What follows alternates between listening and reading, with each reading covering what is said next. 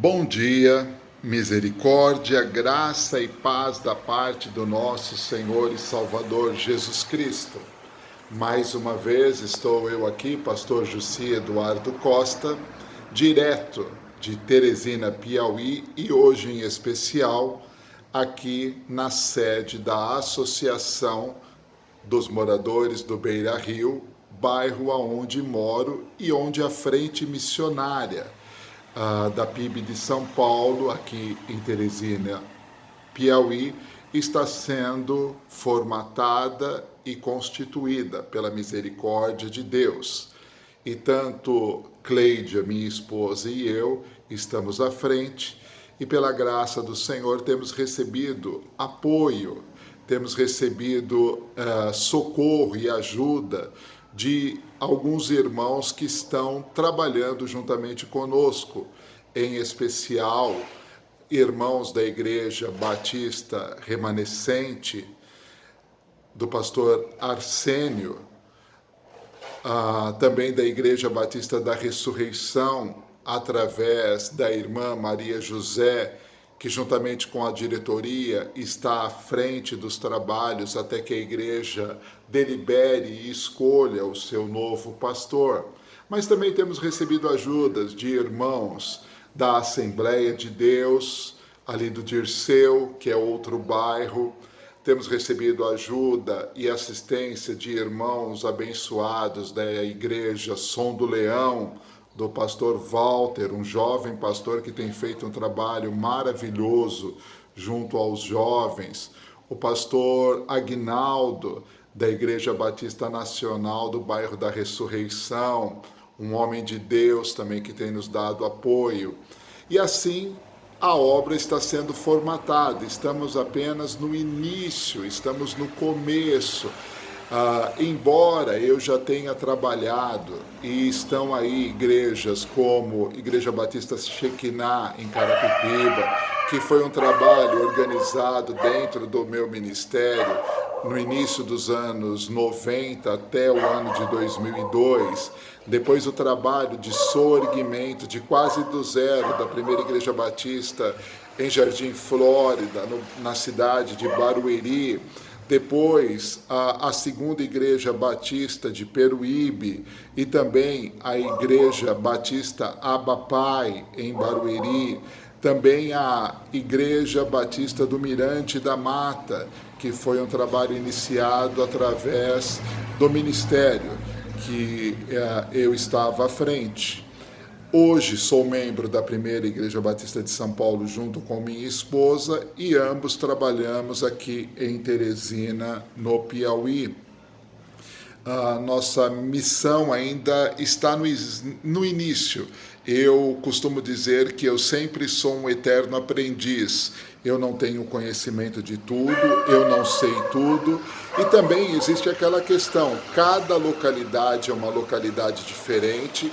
Cada povo, mesmo sendo um povo único brasileiro, tem as suas particularidades. Assim como Carapicuíba tinha as suas particularidades, Barueri tinha as suas particularidades, Peruíbe tinha as suas particularidades, Cotia tinha as suas particularidades. Primeira de São Paulo, no centro de São Paulo, tem as suas particularidades. Aqui, Teresina tem as suas particularidades, que são completamente diferentes das outras cidades do entorno ou do interior ou na parte litorânea.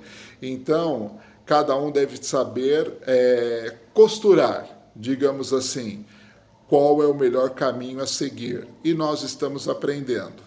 E eu louvo a Deus pela oportunidade de servir aqui em Teresina naquilo que Ele quiser. Muitas vezes eu estou indo por um caminho juntamente com minha esposa e Deus pode dizer, não, eu quero que você vá por este caminho.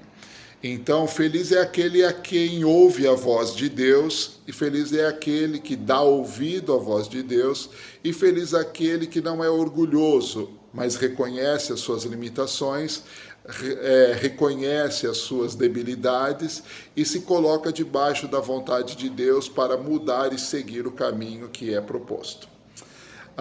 Nossa, falei muita coisa nesta saudação inicial da nossa mensagem para o coração. Eu sei que eu prometi gravar uma série de estudos, de discipulados sobre dons e ministérios. Não pense que eu esqueci. Vou voltar, é que eu estou fazendo alguns tratamentos de saúde e algumas situações que têm surgido que têm me dificultado gravar algumas mensagens, mas eu estou preparando, vou gravar, será uma média de 5 ou 6 consecutivas, mais a que já está publicada em minha página. E hoje eu gostaria de tratar um outro assunto, um assunto que me incomodou muito no dia de ontem e tem me incomodado muito. Eu tenho aprendido que, como pastor, eu devo tomar muito cuidado com as minhas colocações pessoais políticas, tanto na internet como no meio secular em geral. Por quê? Porque, como pastor, embora aqui em Teresina nem tanto, mas eu ainda tenho um certo trabalho e um certo conceito lá em São Paulo. Várias pessoas, a minha esposa é testemunha, várias pessoas, tanto da PIB de São Paulo, como de outras igrejas, de Assembleia de Deus, de outras batistas, presbiterianas, me ligam, me chamam para tirar dúvidas, para pedir aconselhamento, para pedir uma direção. E eu nunca neguei isso a ninguém. Então, eu tenho aprendido, principalmente com o meu pastor, com uma irmã muito querida e amada chamada Julieta Alencar e alguns outros irmãos. Julieta Aguiar, não é Alencar, Julieta Aguiar. Eu tenho aprendido com vários irmãos que as posturas de um pastor devem ser firmes. Um pastor deve ter uma resposta sempre, mas um pastor não pode deixar que o calor da circunstância tome o seu coração e aí entre em debates infrutíferos. Nossa, eu já fiz muito isso e é muito desgastante, é muito complicado.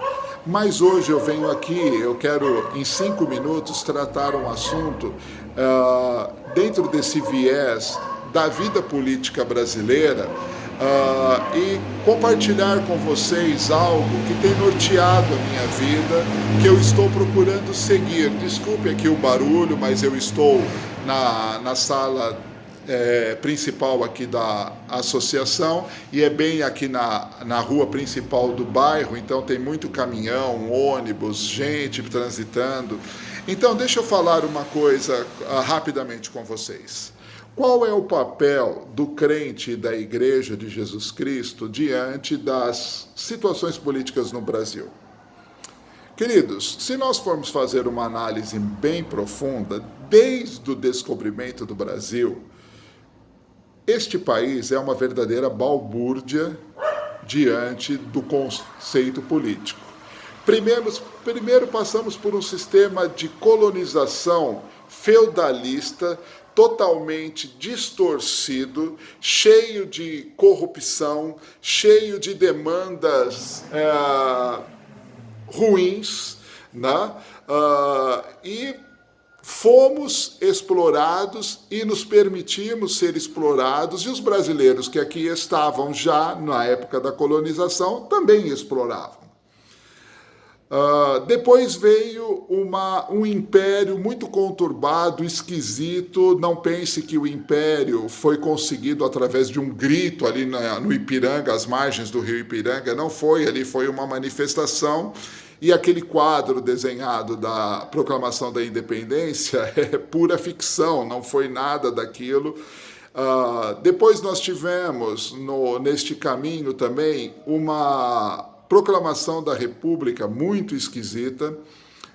Marechal Deodoro da Fonseca pensava que estava derrubando o primeiro-ministro do Império e ele estava muito doente, e inclusive ele foi até amarrado no cavalo a qual ele montou, porque ele era um homem de muita expressão no meio militar, ele era um líder muito ávido, né?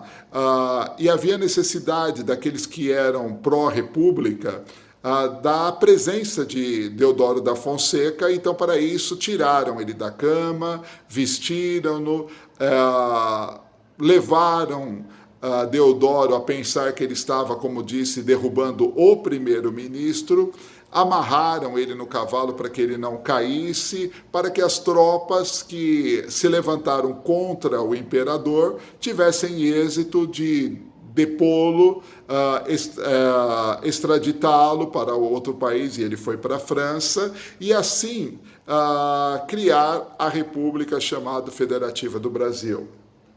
E essa república, desde o seu início, foi uma ditadura militar, depois passou por umas tentativas de democracia, mas infrutíferas, porque aquela política do café com leite, né, onde São Paulo e Minas Gerais, durante décadas, se mantiveram no poder por causa da sua rentabilidade financeira, São Paulo por causa do café e Minas por causa do leite, por isso República do Café com Leite. Então houve uma ditadura dos dois estados do Sudeste.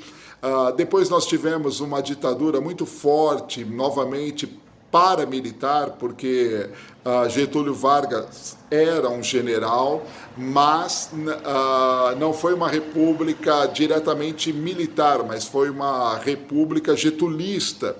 Depois nós tivemos N contextos de guerras e de comandos esquisitos, até chegarmos a Juscelino Kubitschek. Depois de Juscelino Kubitschek, fomos para... me fugiu o nome dele agora... mas, bem, chegamos na década de 60, aí o golpe militar, aí 5, mais de 20 anos de governo militar, uma situação muito complicada, principalmente na economia, e cá entre nós, o Brasil sempre, há 500 anos, tem problemas econômicos, tem problemas de desigualdade, e me desculpem, seja colonização, monarquia, república, eu não consigo ver ainda uma saída para o Brasil nos próximos 200 anos, se é que teremos esse tempo. Então, no fator histórico, demonstra que nunca tivemos um governo sério que pensasse pelo povo, para o povo. E nunca tivemos também um povo que se colocasse na posição democrata. Um governo feito pelo povo, para o povo, do povo, né? O povo brasileiro sempre aceitou de bom grado aquilo que vem do poder lá de cima, de homens, e eu me lembro que havia isso lá em São Paulo, eu ouvi isso várias vezes de várias pessoas, que o importante é que eu tivesse o meu dinheirinho para no final de semana eu bater um tambor, tomar a minha cerveja e queimar uma carne. Ou seja, brasileiro se contenta, na sua grande maioria, com migalhas. E isso depois é retratado por pessoas que infelizmente não sabem o seu direito e o seu dever e infelizmente nem sabem votar. Mas isso não é uma aula de história, não é uma aula política. Eu quero falar sobre algo que eu vi ontem na internet que me chateou muito. Eu vi uma postagem com a foto do presidente Jair Messias Bolsonaro, que é pré-candidato à presidência do ano que vem, assim como do Moro, que também é pré-candidato, e de Luiz Inácio Lula da Silva, que é também pré-candidato. Só os três. E aí estava escrito, debaixo da foto de Bolsonaro, Messias, debaixo da foto de Moro, Judas, e debaixo da foto de Lula, Barrabás. E aí depois um comentário, você é que decide. Lá no passado, os homens escolheram Barrabás e Judas e crucificaram o Messias. E agora, o que você vai fazer? Infelizmente, essa postagem foi feita por evangélicos, e eu não sei o que está acontecendo com o povo evangélico brasileiro. A nossa confiança como evangélicos deve estar única e exclusivamente em Deus, porque se Deus não guardar, em vão vigia o sentinela. E outra, se o Brasil tiver que se tornar novamente uma ditadura, seja ela de direita ou de esquerda, ou seja lá o que for, vai acontecer, porque dentro do propósito de Deus, os seus planos não podem ser frustrados. Agora, como eu vivo numa república democrata, e aqui a liderança governamental, executiva e legislativa muda a cada 4 anos, eu tenho o direito de me manifestar, eu tenho o direito de votar, eu tenho o direito de mudar a situação. Eu, particularmente, já tenho a minha posição de quem eu nunca votaria e não voto, e tenho minha posição de quem possivelmente eu possa votar, mas eu vou aguardar e analisar. Porque eu vivo numa democracia. Agora, vamos pensar rapidamente, que já estamos aqui em quase 16 minutos, vamos pensar rapidamente no período de Jesus até mais ou menos o ano 70 da chamada Era Cristã, ou da Era Comum. Jesus, assim como os apóstolos e a igreja primitiva, viveram e se manifestaram no meio de um império. E o império chamado romano, que era muito promíscuo, que era muito violento, que era muito corrupto. Muito corrupto.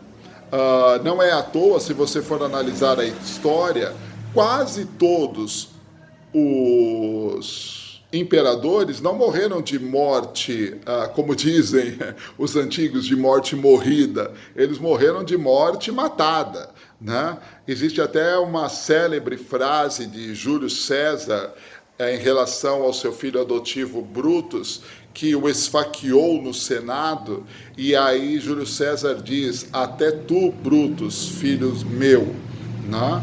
Então, a gente pode perceber que esses jogos, na época de Jesus, na época dos apóstolos e da igreja primitiva, era muito feroz. Mas veja bem o que Jesus, vivendo debaixo de um governo corrupto, de um governo devasso, porque a prostituição e tudo que é imundo nas questões morais, éticas, acontecia dentro do Império Romano. Veja só o que Jesus responde quando foi arguído se era correto pagar tributos ao Império Romano.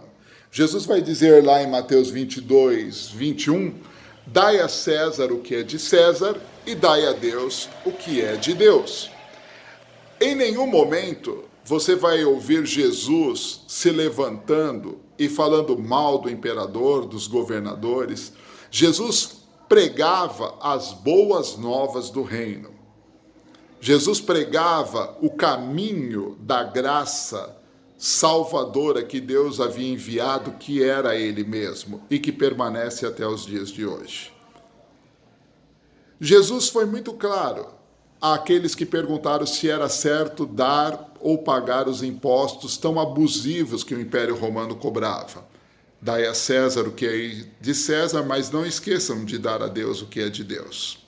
Muitas vezes nós nos esquecemos deste princípio, de dar a Deus o que é de Deus, de servir a Deus com alegria, de apresentarmos diante dele com cânticos, de sermos influenciadores positivos no meio de uma sociedade doente, porque nós também somos doentes, inseridos nessa sociedade, e nós estamos tomando o remédio dado pelo Espírito Santo, que é essa graça maravilhosa nas nossas vidas.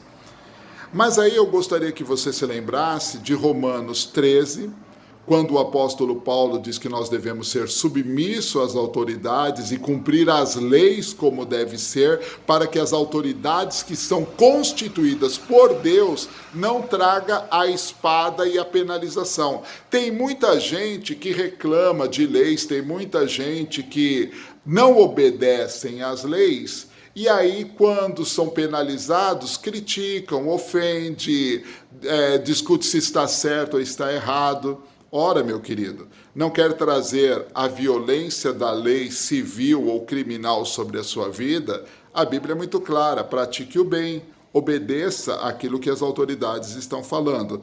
Depois Pedro, lá na sua casa, eu gostaria que você lesse depois, 1 de Pedro 2, de 13 a 17, ele vai tratar sobre ser fiel, ser respeitoso e obedecer ao rei, aos governadores e àqueles que foram constituídos por Deus como autoridade. Em nenhum momento Pedro incita levantes, em nenhum momento Pedro incita o povo a fazer cobranças, mas ele incita o povo a ter atitudes que façam diferença no meio da sua sociedade. E olha, principalmente Pedro e Paulo, quando escreveram Romanos 13 e Pedro escreveu a sua primeira carta, eles estavam vivendo entre o período dos anos 60 e 70, no ano onde que um dos imperadores mais sanguinários, mais devassos estavam no poder, que foi Nero. Nero foi um dos homens que mandou matar milhares de pessoas apenas por diversão, porque havia necessidade que o Coliseu fosse o circo e ao povo se fosse dado o pão e circo. Então Nero foi um dos maiores sanguinários, um dos maiores devassos. Ele e Calígula estão no topo do ranking daqueles que verdadeiramente eram totalmente iníquos, né? Mas interessante que tanto Pedro como Paulo dizem que nós devíamos ser submissos, nós devemos respeitar. Então, meus queridos, eu não entendo crentes que fazem esse joguinho. Jair Bolsonaro, ele é Messias, mas ele não é Jesus Cristo. Ele tem erros e defeitos, mas também tem as suas virtudes. Moro, de igual modo, e Lula também. E qualquer outro candidato, como eu digo, me mostre um candidato honesto. Nem dentro da bancada evangélica, infelizmente, temos a honestidade como princípio. Não é à toa que vários pastores que se candidataram a cargos legislativos estão envolvidos em corrupção e há alguns até presos por causa de corrupção. Então, meu querido, não distorça a verdade bíblica. Não distorça aquilo que é santo para satisfazer interesses escusos. Vote em quem você quiser.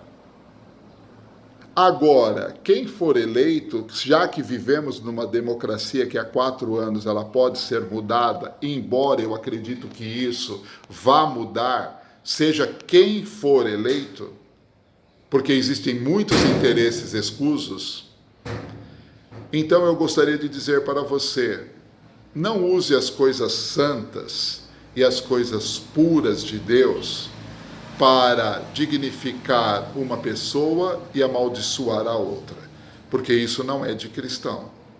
Tenha o seu posicionamento, tenha as suas questões bem definidas, mas lembre-se, o apóstolo Pedro ainda vai insistir de dizer que se formos fiéis às autoridades, nós vamos cair na graça do povo, porque o povo não vai entender porque um povo perseguido pelas autoridades ainda assim se submetem, ainda assim respeitam e ainda assim cantam louvores a Deus.